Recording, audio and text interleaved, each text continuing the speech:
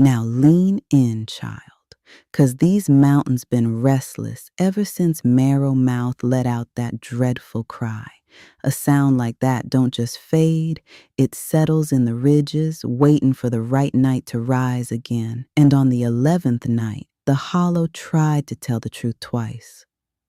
The echo that tried to tell the truth twice.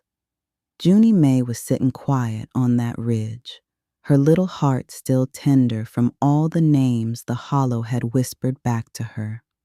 Old Man Clay stood beside her, hat low, eyes fixed on the place where mist gathers like memory.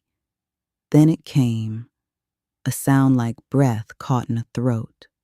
The hollow sent back a name, one the valley's been speaking for years. The version folks tell when they want the story neat enough to sleep at night. But before the air could settle, the hollow sent it again.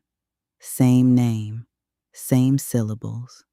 But child, the meaning was different.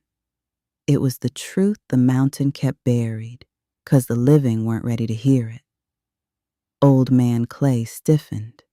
He knew that first echo, knew it like a scar he'd learned to live around. It was the tale the town had told for decades, the one that hurt just enough to warn folks, but not enough to change M.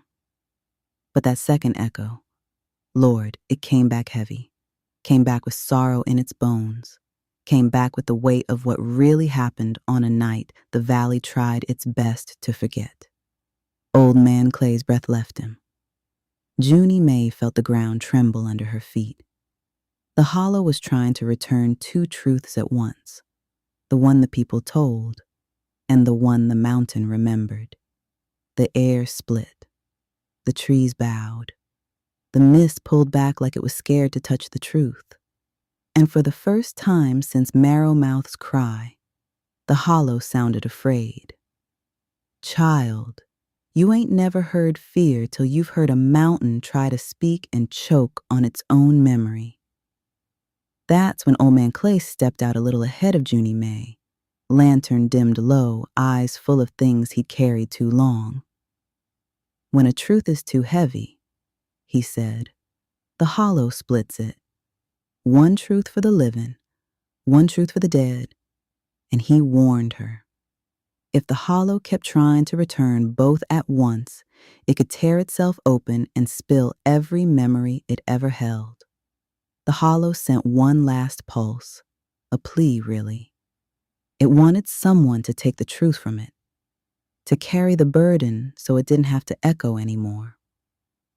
Old Man Clay reached for Junie May's arm, but that child stepped forward on her own. If the hollow's been holding this alone, she said, it's time somebody listen. And when she took that double truth into herself, the hollow went quiet, not peaceful, not empty, just waiting. Remember this now. A truth can come back twice when a heart ain't ready to hold it the first time.